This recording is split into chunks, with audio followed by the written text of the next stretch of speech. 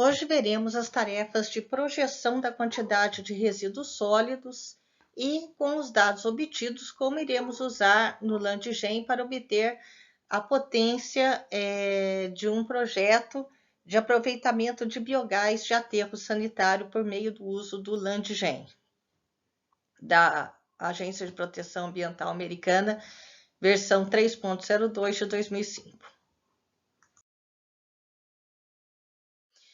Com a projeção populacional, que já foi visto na última explicação, nós já podemos obter os valores da população para até 2040, ou seja, 20 anos de projeto. Vocês têm os anos que vocês pegaram lá dos dados do CIDRA, do IBGE, né? E vocês têm à disposição os métodos de projeção populacional que foram explicados, né? Que são a logística, né? O método de projeção logística, método de projeção da taxa decrescente de crescimento, o crescimento exponencial e o aritmético, sendo esses dois últimos mais bem utilizados quando temos caso de crescimento de 1, 2 anos, porque é muito difícil de termos um crescimento exponencial para uma cidade para 20 anos, um horizonte de 20 anos. A cidade, né, os municípios, eles têm a capacidade de absorção de mão de obra, infraestrutura, para que as pessoas possam residir, fixar residência nessas cidades, né? Então, os melhores métodos são o quê? De taxa decrescente de crescimento e crescimento logístico, né? Não obrigatoriamente vocês têm que usar todos os métodos iguaizinhos para todas as cidades do consórcio, viu, pessoal? Então, vamos supor, você tem 10 cidades no consórcio, pode fazer 7 com projeção de crescimento logístico, 3 com taxa decrescente de crescimento. Precisa ver o quê? Qual é a que melhor se adequa, né? E como é que nós vamos ver? Nós podemos pegar os dados projetados e verificar com a contagem populacional de 2007, por exemplo, do CIDRA. Então, vocês podem fazer dessa maneira, né? De qualquer maneira, para cada cidade, vocês vão ter a coluna de ano e população, habitantes, né? Aqui nós quebramos para que pudesse ficar mais fácil de ler os valores, no caso, por exemplo, de Itajubá. Aí, vocês vão entrar no Sistema Nacional de Informações sobre Gestão de Resíduos Sólidos, né? Então, tá o endereço aqui, né? sinir.gov.br.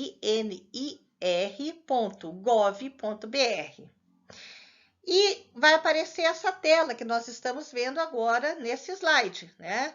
Que nós estamos vendo nesse slide. Então, o que nós vamos ver? Vamos clicar sobre tipos de resíduos sólidos, né? Então, estamos aqui, ó, com tipos de resíduos sólidos, né? Vamos clicar sobre eles.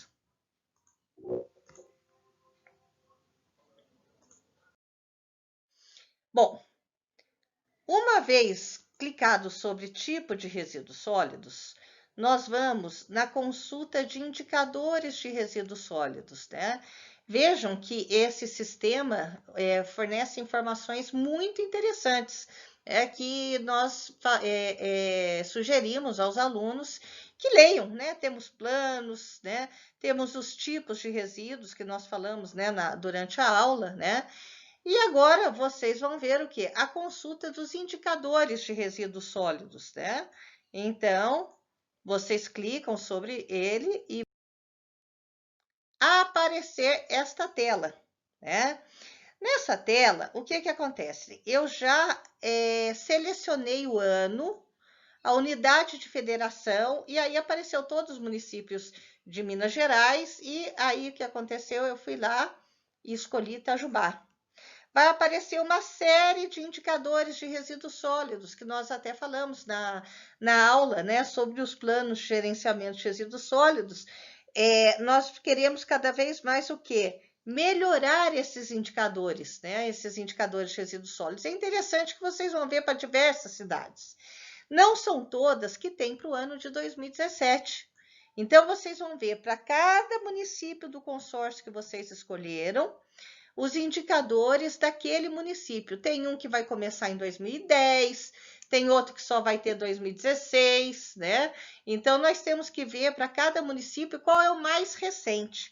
É interessante, porque vocês vão ficar conhecendo, né, esses indicadores, e esses indicadores atuais podem fazer o quê? Parte de um plano de gerenciamento de resíduos sólidos como situação atual, né, como diagnóstico daquela situação atual, né? E aqui, para o nosso trabalho, o interessante é o quê? É a massa de resíduos domiciliares e públicos coletada per capita em relação à população urbana. Então, vamos pegar esse número, 0,68 quilogramas para cada habitante por dia em 2017, né? Então, repetindo, tem que ver qual é o ano que vocês têm, né? O ano mais recente que vocês têm esse indicador para cada município que vocês estiverem estudando para aquele consórcio. Por quê? A tabela que nós vamos fazer daqui em diante vai ter que ser feita até um pedaço para cada município do consórcio. E eu vou explicar qual pedaço que é. Bom, então temos aqui o ano e a população que vocês já calcularam pelos métodos de projeção populacional, certo? Aí vocês vão inserir aquele valor que nós vimos de 0,680 kg por habitante por dia no ano de 2017, que foi esse o ano da informação daquele índice, né? Então, você vai inserir uma coluna do índice per capita de resíduo sólido urbano coletado com o valor obtido lá no Sistema Nacional de Informações sobre Gestão de Resíduos Sólidos. E aí, no Excel, vocês vão aumentando a geração per capita em 1% ao ano, conforme Barros 2012 menciona. 66.066 quilogramas por dia. Para que eu passe para a quantidade anual coletada de resíduos sólidos urbanos, em quilograma por ano, é só eu fazer o quê? Multiplicar por 365. É muito simples. E a próxima coluna vai ser mais simples ainda, que eu vou transformar em tonelada. É só multiplicar, é só dividir por 1.000, né? Uma tonelada para cada 1.000 quilogramas. Vamos ver lá no próximo slide. Ah, ótimo. Temos aqui, olha, a quantidade anual coletada de resíduos sólidos em tonelada ano. Então, nós vimos que era muito simples, era só multiplicar a população pela geração per capita. E aí teríamos o quê? A quantidade diária coletada de resíduos sólidos urbanos, quilograma dia. Para a quantidade anual, era só pegar esse valor aqui da quantidade diária e multiplicar por 365. A quantidade anual, né, é em tonelada ano. Então, é só pegar esses valores aqui e dividir por 1.000. Porque é uma tonelada para cada 1.000 quilogramas. Aí a gente já fala, guardem esses valores de 2020 até 2040, porque nós vamos precisar lá no Landgen. E aproveito falar aos senhores que nós vamos fazer até essa coluna da tonelada ano para cada município. Aí vocês vão criar uma nova janela, né, no Excel, que vai ter os anos, né? E aí a quantidade anual coletada em tonelada por ano para o consórcio inteiro. Por que a gente não faz o somatório da população? Porque as cidades maiores costumam ter, que nem a gente viu na aula de característica de resíduos sólidos, valores maiores de geração per capita de resíduos sólidos. São diferentes esses valores. Vocês vão observar isso na consulta dos indicadores lá no sistema de informações. Então, se eu pegasse um valor muito alto para cidades pequenas, eu iria superestimar. E se eu pegasse um valor muito baixo, que era de todas as cidades pequenas, mas a cidade maior, que é a cidade que vai ter o aterro, né? O aterro sanitário, ela vai ficar subestimada. Então, faça até esse cálculo de tonelada ano para todas as cidades. Depois soma a quantidade de resíduo que é gerada para cada cidade, e aí vai ser do consórcio. Aí vocês vão continuar o cálculo para o quê? Para o Landigen, para o ARM, que nós vamos ensinar numa aula posterior, para o próprio aterro sanitário, né? Então, é a partir daqui que a gente vai fazer o cálculo somando todos os valores de todas as cidades. A quantidade acumulada anual coletada de resíduos sólidos, nós vamos usar mais para calcular o aterro sanitário, porque a gente vai calcular a área acumulada também depois, para ver a necessidade de área do aterro sanitário, né? Então, o que acontece? Esse daqui é muito simples. A primeira célula da quantidade anual vai ser igual àquela, a primeira anterior. 24.114 toneladas, 24.114 toneladas. Porque aqui é a nossa primeira célula que tivemos o valor calculado. A segunda, 48.677 toneladas ano, é o resultado do somatório da anterior, 24.114 toneladas, mais 24.563 toneladas. A terceira, 73.694 toneladas, ela é o resultado do somatório aqui de 48.677 mais 25.017. A quarta, 99.168 toneladas ano, vai ser o quê? O resultado do somatório de 73.694 toneladas ano mais 25.474. E vou fazendo assim por diante até chegar àquele último valor. 710.862 toneladas ano vai ser igual ao somatório de 675.408 toneladas ano mais 35.455 toneladas ano. Então, vamos guardar novamente, lembrar, guardar esses valores aqui que nós vamos usar no Landigen, que é o nosso próximo assunto da aula que nós estamos... Vamos fazer um cálculo da resolução por regressão linear para a equação do crescimento logístico para Itajubá. Por quê? De repente, vocês podem chegar aqui matematicamente por aquele método que foi ensinado, né, da projeção de crescimento logístico que a gente viu em outras aulas. Não dá matematicamente, aparece número no Excel e não dá certo cálculo, porque sai fora das condições matemáticas para o uso daquela equação. Então, como está no livro, vamos ensinar, né? Vamos ensinar como que a gente pode fazer a resolução pelo método dos mínimos quadrados. E nesse daí, quanto mais a gente tiver dados, até é mais interessante, não só 3, né?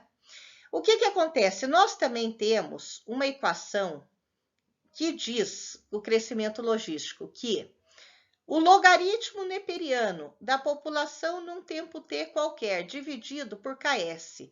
KS é a nomenclatura que está no livro, mas é a mesma coisa que a nossa população de saturação, que vocês podem calcular.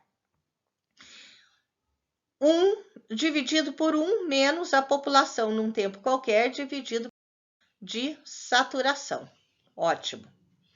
Então, fazemos essa divisão, calculamos o logaritmo neperiano dele com os dados que nós temos. Por exemplo, a 1970, que era 51.716 habitantes em Itajubá, 1980, que era 60.595 habitantes em Itajubá, 1996, que era 79.961 habitantes em Itajubá, 2000, que era 84.135 habitantes em Itajubá, 2007, tinha 86.673 habitantes em Itajubá, em 2010, 90.679 habitantes em Itajubá.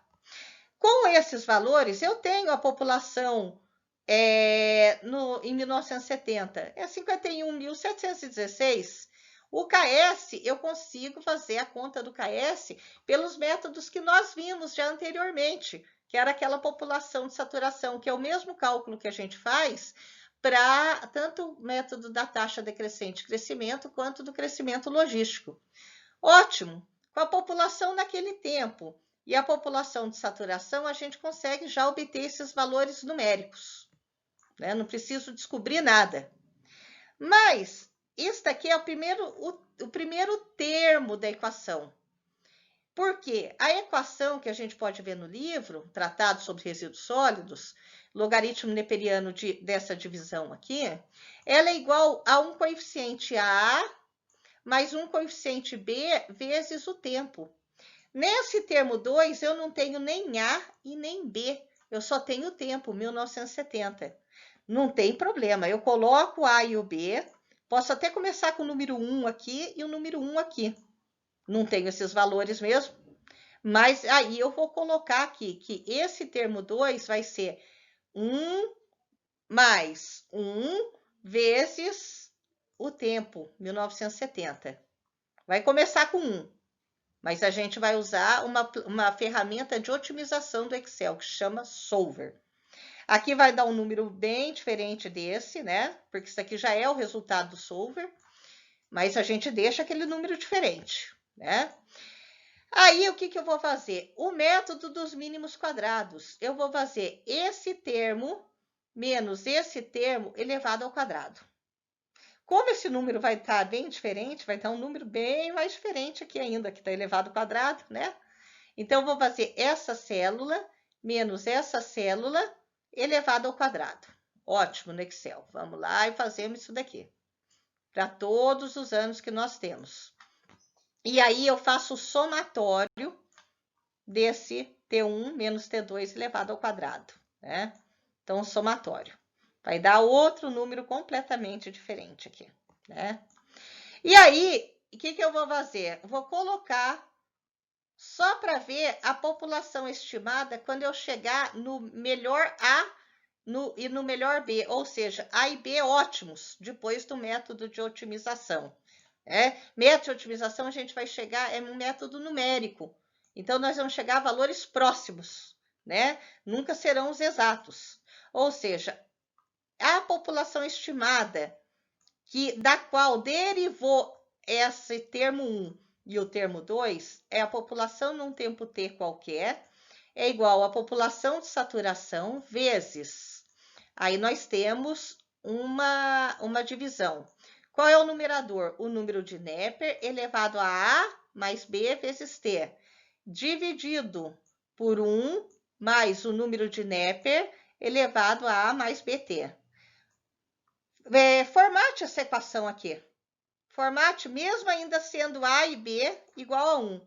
Vai dar uma população completamente diferente dessa daqui, não tem problema. Nós vamos fazer o Solver. O Solver é uma ferramenta muito interessante de usar. Quem já usou Atingir Meta vai se sentir mais familiarizado com o Solver, né? Vocês têm que, inclusive, pegar o Solver lá no início do Excel, né? Porque ele não vem já instalado, né, com o Excel.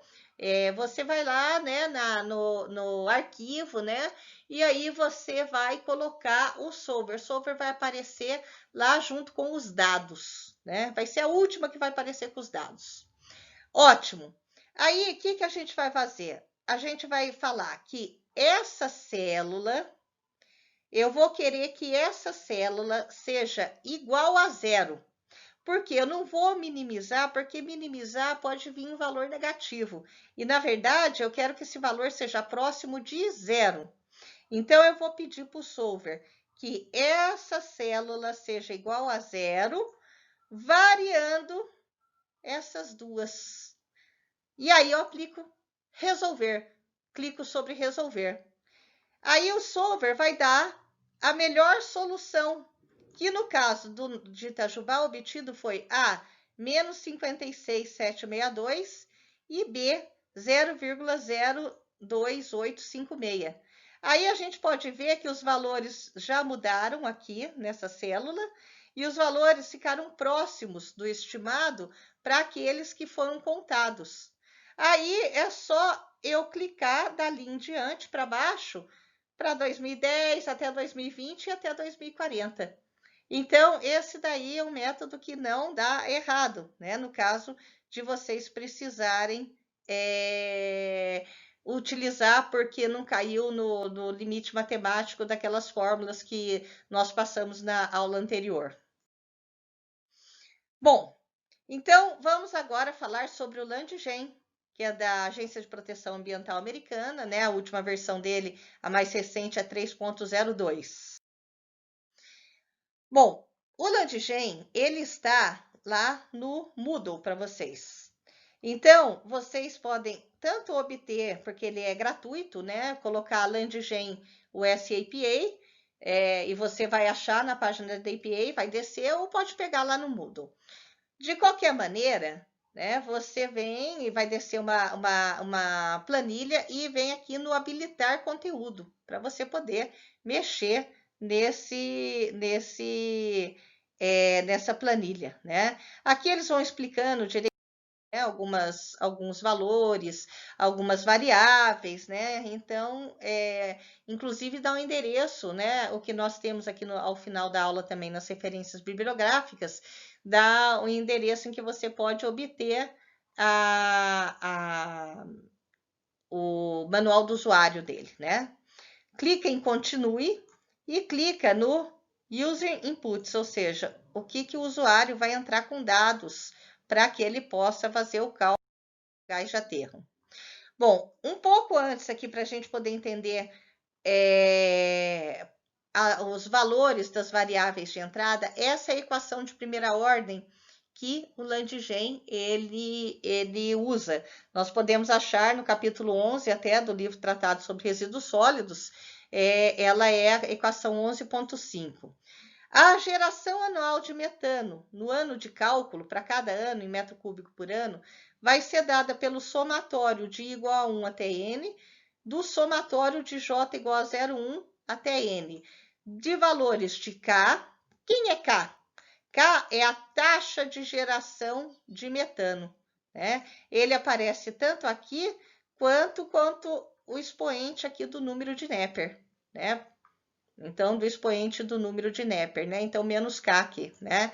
Taxa de geração de metano, ano a menos 1. Você pode fornecer valores, se você tiver.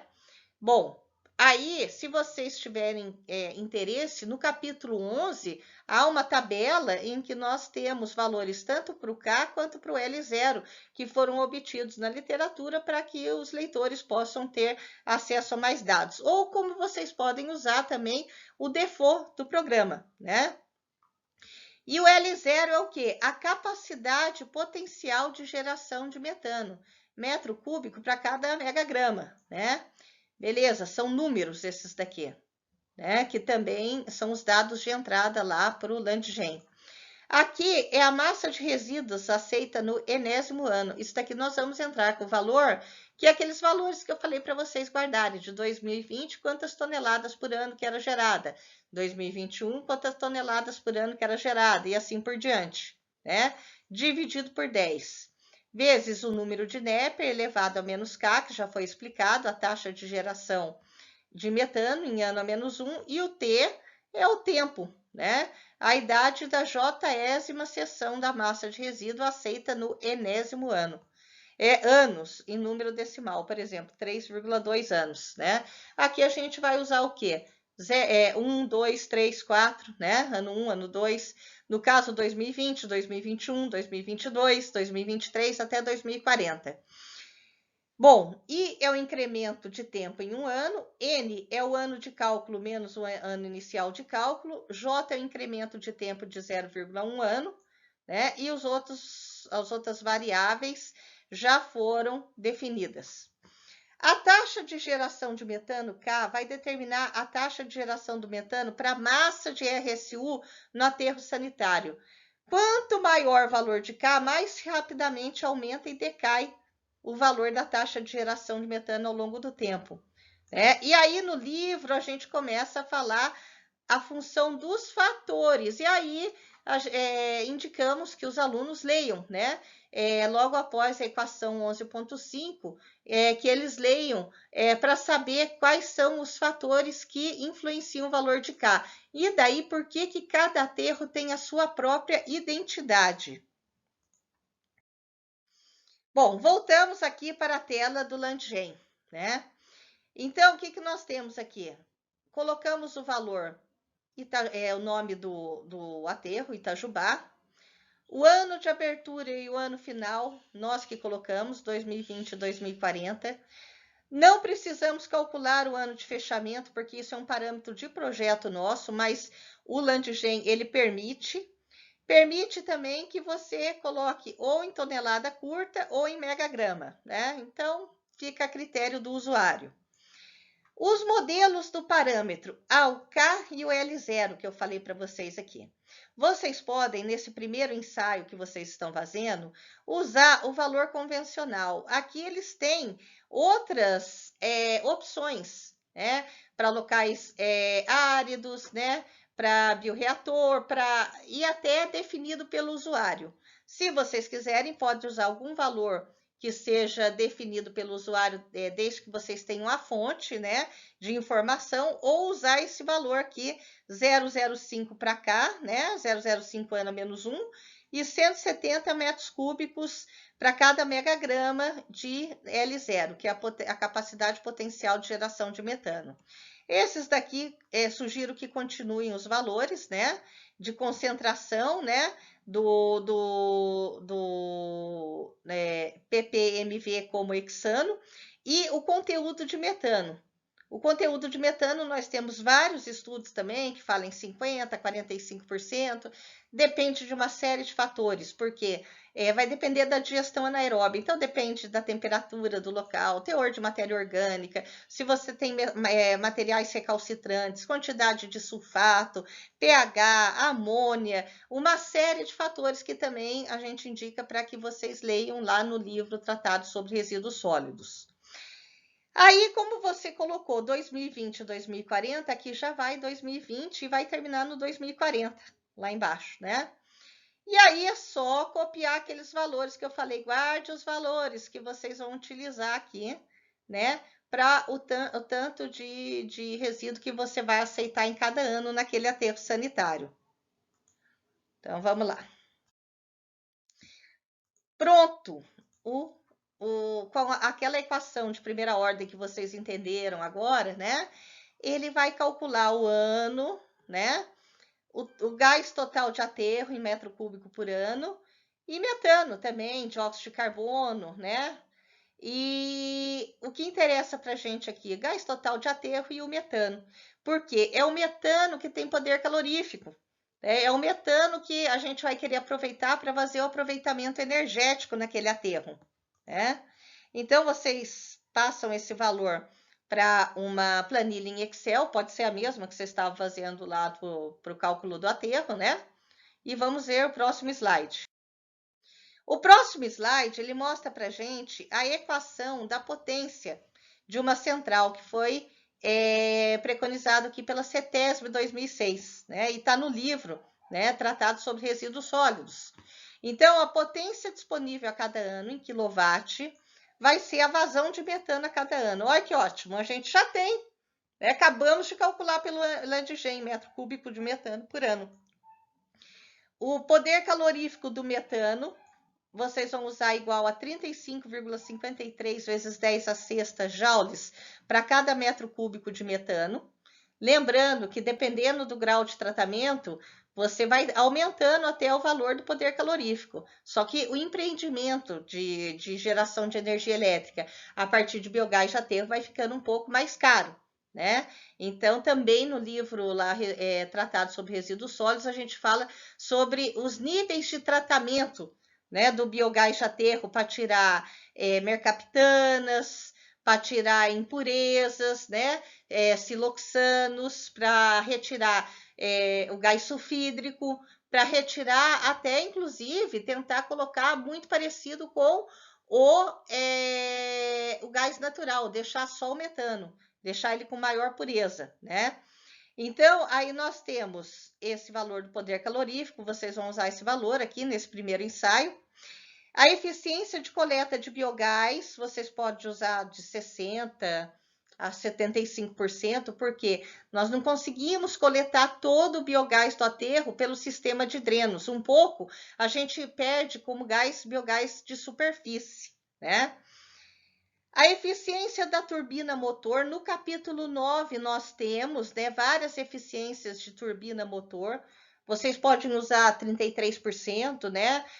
Ciclo combinado aumenta um pouco, né? Então, mas é interessante que vocês vejam no capítulo 9, nós temos uma tabela, se eu não me engano, a 9.15, que dá a eficiência da turbina motor. Vocês podem usar 30%, 33% aqui.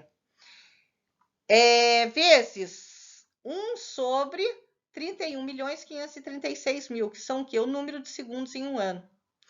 E vezes 1 sobre 1000, para a transformação de joules por segundo para quilowatt. Ótimo, teremos a nossa potência agora em quilowatt. Aí, nós podemos fazer esse cálculo, né? Ano, a população em habitantes, a quantidade anual de resíduos sólidos, aqui veio até 2031, mas o caso de vocês vai até 2040, o cálculo, né? As emissões de metano, né? Que são interessantes. Aqui no livro nós tomamos a tonelada por ano, por quê? Para ver quantas toneladas de metano a gente consegue evitar de que seja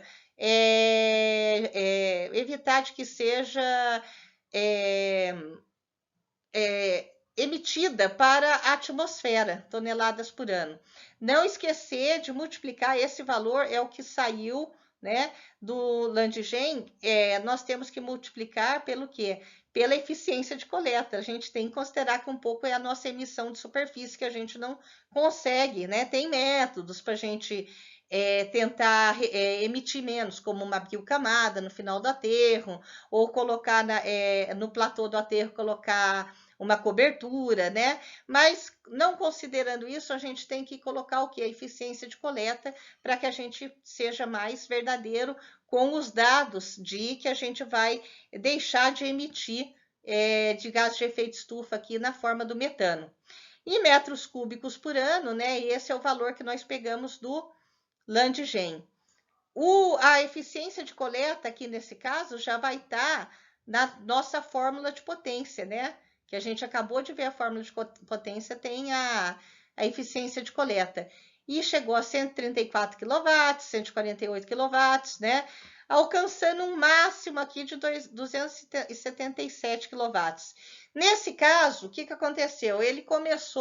O aterro, ele começou a receber em 2012 ou 2011. O último ano é aquele que nós vamos ter o pico de geração de biogás. Depois ele vai decrescendo e vai depender muito do valor do K, se ele decresce rápido ou não, né? Considerando turbina a vapor de 50 kW cada uma, que está escrito kW cada uma, o que nós temos? 3 turbinas, 4 turbinas, para a gente tentar fazer um aproveitamento escalonado. E aí vai depender da viabilidade econômica de ficar trazendo esse conjunto de turbina ou não, né?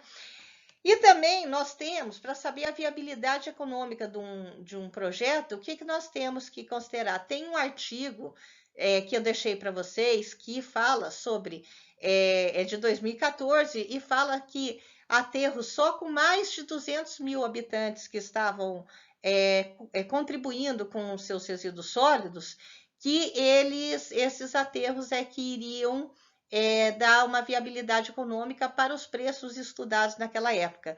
Para um primeiro ensaio, vocês podem utilizar esse valor base, né? Mas o que é interessante? Aqui vocês já podem unir o que? Energia com a engenharia econômica. Ou seja, nós temos gráficos, eu também deixei um artigo para vocês que vai de 0 a 1 mega, né? Aproveitamentos de 0 a 1 mega, qual é o investimento necessário estimado para eles, né? E aí, com esse investimento estimado e com o valor de venda da energia, que nós temos até as resoluções da ANEEL, né? Que da micro e mini geração distribuída, em que pode-se injetar energia na rede, você ganhar créditos de energia para para a mesma para a mesma casa ou empreendimento, ou para outro empreendimento, outro prédio que você tenha do mesmo CNPJ, né? Então, aí você consegue ter uma economia da energia ao preço que é para o consumidor, porque é a economia que você está fazendo, né? Você não está participando do leilão, né? O leilão é outra forma. Aí vocês podem fazer o cálculo do VPL, valor presente líquido, né? Verificar se ele chega a ser positivo para esse período aí até 2040. A taxa interna de retorno, ver se ela é maior que a taxa mínima de atratividade. E aí vocês conseguem, inclusive, fazer o mesmo cálculo que a gente fez naquele artigo, que chegou no valor de 200 mil. É uma sugestão aos alunos para o trabalho, né? Ficam à vontade aí para fazer ou não esse cálculo de engenharia econômica. Essas são as referências bibliográficas da aula de hoje. Barros, Regina Mambelli, Tratado sobre Resíduos Sólidos, Gestão, Uso e Sustentabilidade, das editoras Interciência, do Rio de Janeiro, e Acta, Minas Gerais, 2012, e aqui está o ISBN, ele tem 357 páginas. Companhia Ambiental do Estado de São Paulo, a CETESB, Biogás, Geração e Uso Energético, Aterros, versão 1.0, CETESB, né? E United States Environmental Protection Agency, o SAPA, é o que? O programa de um modelo de emissão de gás de aterro sanitário, né? Que é baseado naquela equação de primeira ordem que nós vimos. Muito obrigado pela atenção de todos.